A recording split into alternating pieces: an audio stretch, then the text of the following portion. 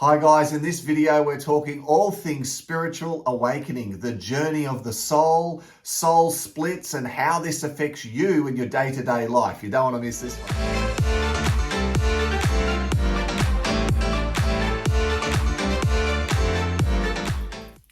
So guys, on our awakening journey, we realized that we had to clean out the density from our vessel, our vehicle this lifetime. Our soul has incarnated into this vessel, this vehicle, for a human experience. And we've had many.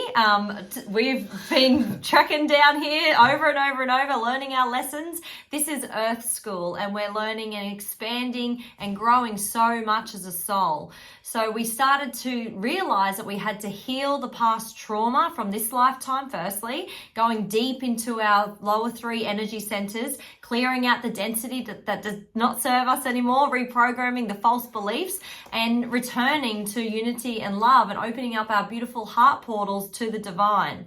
Now, along the journey, we also realized that there was another element to this healing process, and that was the soul and the soul splitting at a certain age in our timeline in this lifetime. So normally the soul does have a fracture or a split, and generally this is under the age of 10 years of age. So we're like little sponges when we come into this world. We incarnate into mother's stomach and we, think, oh wow, we're going in for an awesome experience, but we might land in a really uncomfortable position. And some of us have had this kind of landing into mum's stomach as an embryo, and it didn't seem as nice as what we thought it was before we did come in. Yeah, I certainly can relate to this, because when I really started to look for the density, because let's face it guys, most of us know what our issues are.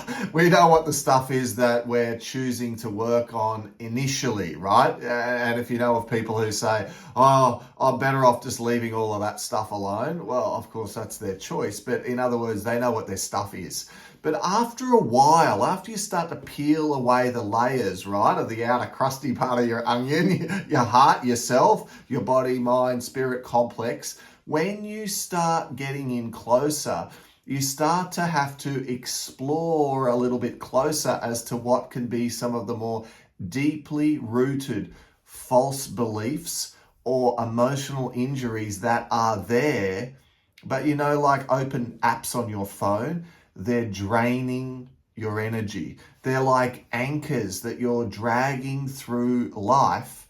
And if your goal is to ascend, to raise your vibration, to, in this day-to-day life, be the highest vibrational expression of yourself, be empathetic, loving, compassionate, understanding. If you're moving towards those higher levels of vibration, learning to work on some of these nuances, particularly within and around our soul, can be very, very helpful. For myself, I worked out that when I was in my mother's womb, I was picking up on what was going on in the outside world around me.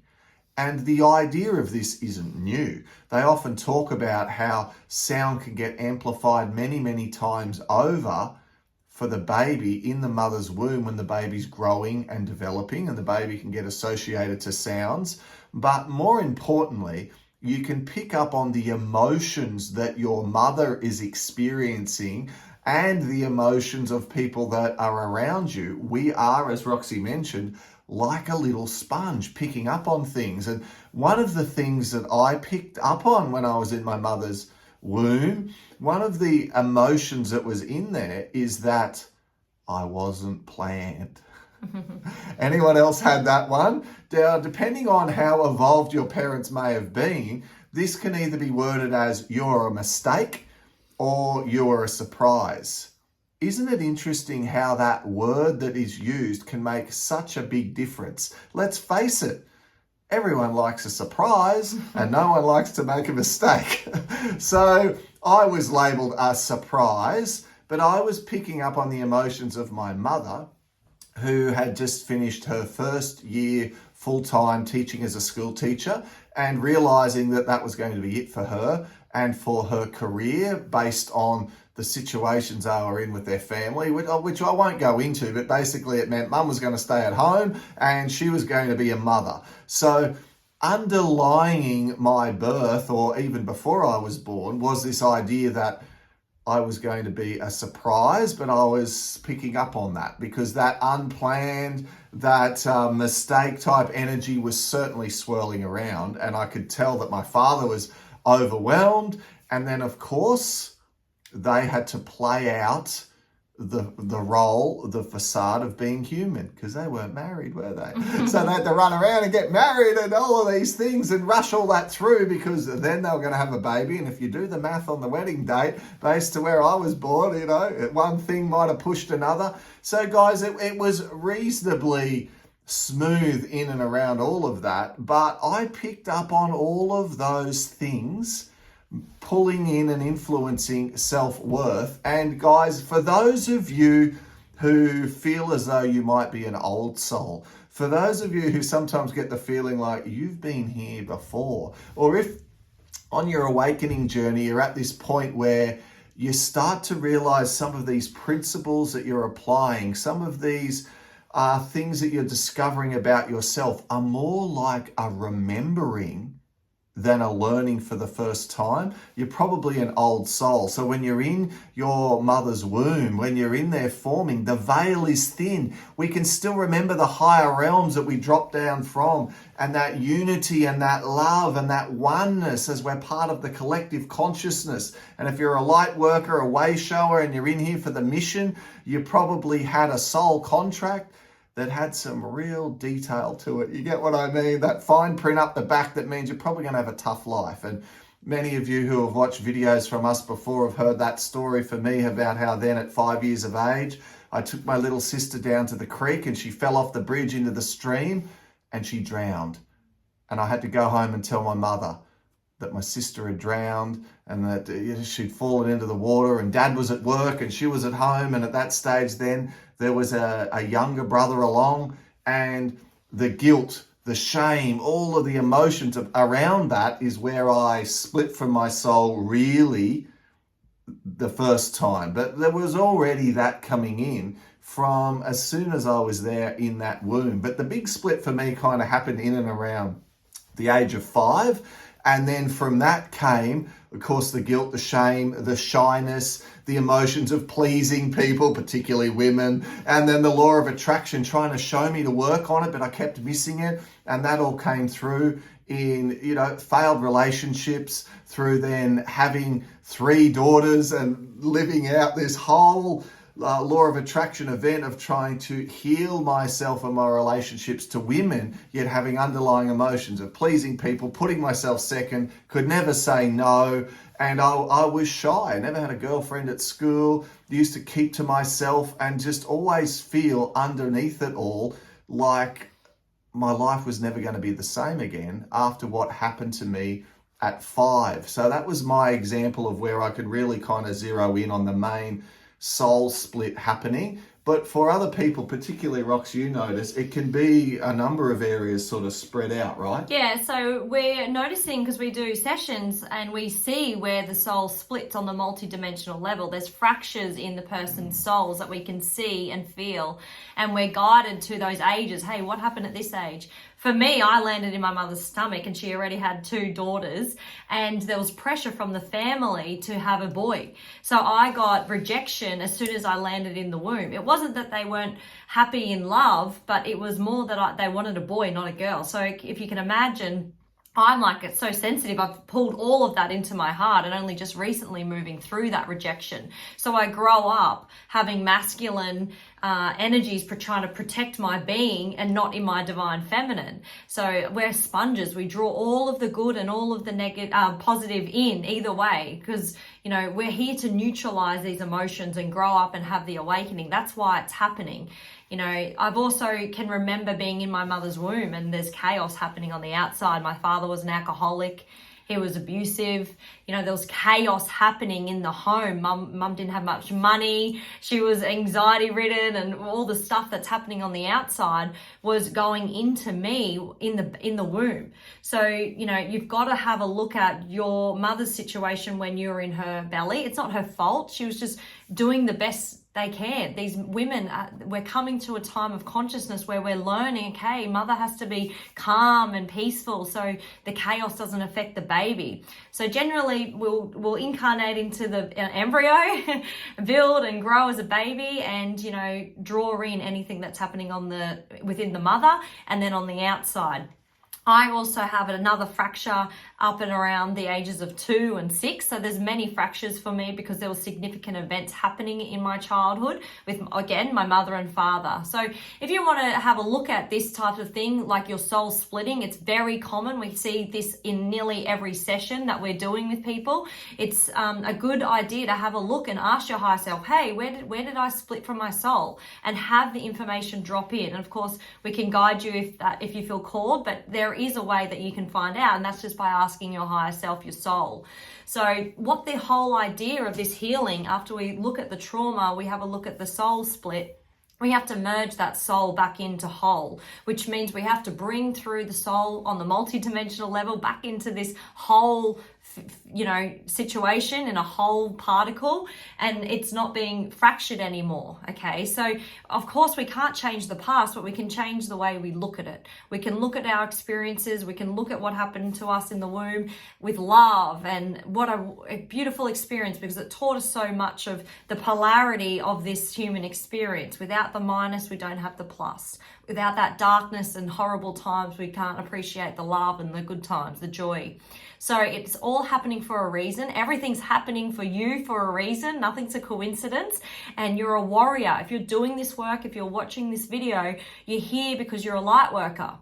We had to come in and do it in a physical way. We couldn't just penetrate energy down to the planet. We had to be little light beacons, individuals all around the world, anchoring light, doing this inner work, merging our soul back together, bringing and being the light to everyone around us. What is it? It's like one light worker doing the work. Counterbalances, thousands of negatively polarized beings. So, you know, when you set the intention, as Roxy suggested, to explore those parts of yourself, I always love the saying, be the explorer, not the archaeologist. You don't need to go in there going, what are all the things wrong with me? Let's see if I can dig it all up. It'll come when the time is correct. What's going on in your outer world around you will be a guider, a pinpointer to what's going on down in the more causal emotional level. There will be underlying causal emotions that are manifesting themselves out in your anger, in your jealousy, in your irritation, in your whatever it may be in your outer life. And that is a guidepost to what's unhealed deep down within. So you set that intention and your higher self will guide you, or you might be able to get the knowing doing journaling, or during a meditation or a breathwork activity, or lying in the bath just listening to beautiful music, and it will drop in for you. Then the principles are: know yourself, love yourself, then see the infinite creator in everything.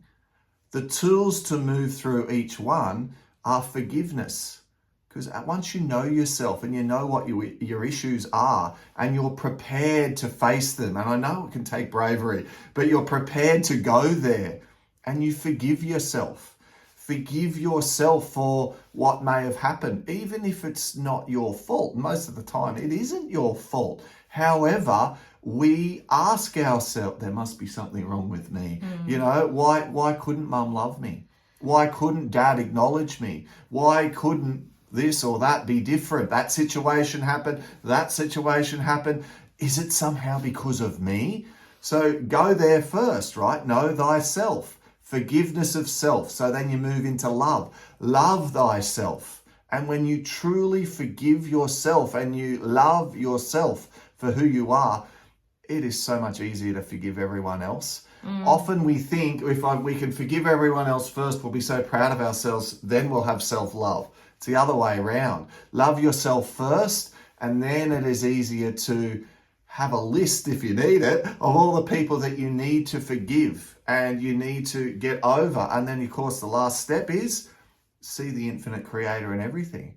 See that those difficult situations were a gift, an opportunity for your soul to grow, for you to positively polarize towards the light, towards you being of service to others by vibrating highly in your day-to-day activities, by smiling more, laughing more, being happier. The higher vibrational expression of yourself in your family, in your social situations, makes a massive difference. So that's why we do the work. If you're looking at all this and you're thinking, I don't know if I want to do it, like how is it really going to influence my life?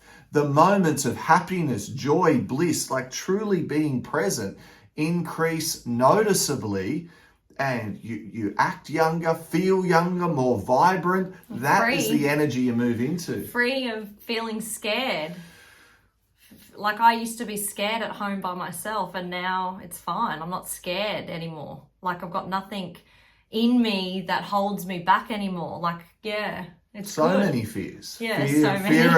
Fear of ordering something different off the menu. Fear of snakes, fear of being at home, fear of being trapped, all the things. Yeah.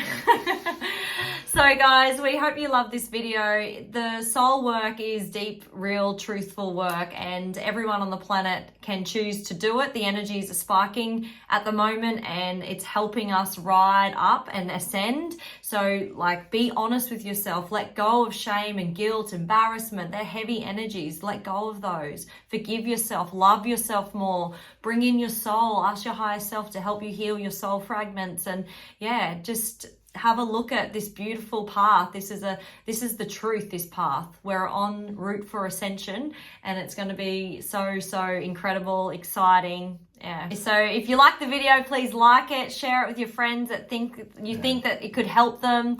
It's a nice gentle nudge in a beautiful direction towards the awakening path, and that could be really special, a special gift to give them. So yeah, we'll see you soon, guys. Bye for now.